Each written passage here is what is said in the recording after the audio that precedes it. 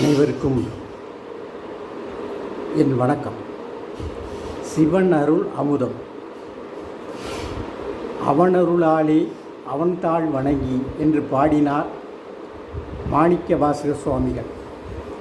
எங்கும் நிறைந்த பரம்பொருளா எல்லாம் வல்ல திருவருளாம் சிவபெருமானை போற்றி சிவன் அருள் அமுதம் என்ற பாமாலை ஒன்றை பாடியுள்ளேன்.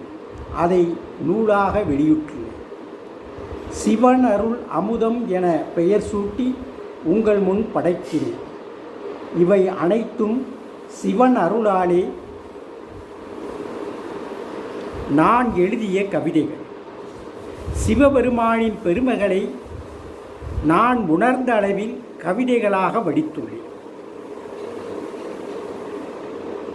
இந்த பாமாலையை ஈசனவன் திருவடிகளிலே சமர்ப்பிக்கின்றேன்.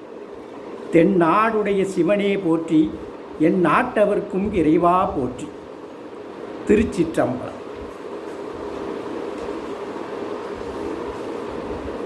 என் உரை.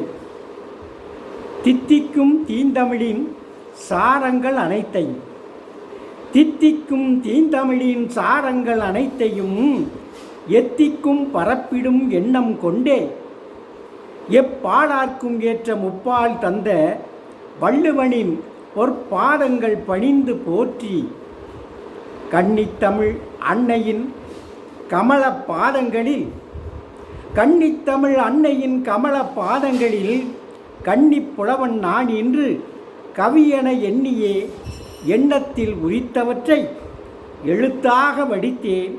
என் அருமை தாயே, நீ ஏற்றருள வேண்டுகிறேன். பொங்கிடும் கங்கையென புனல் அருவி பாய்ந்ததென தங்கு தடை இன்றியே தண்டமிழ் கவி புனைந்தேன்.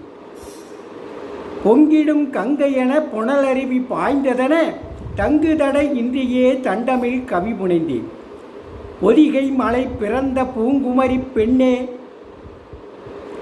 கவி மாவிலை தோரணமாய் கனிவுடன் ஏற்பாயே. வருக்கை பலாச்சுளையில் செந்தேனை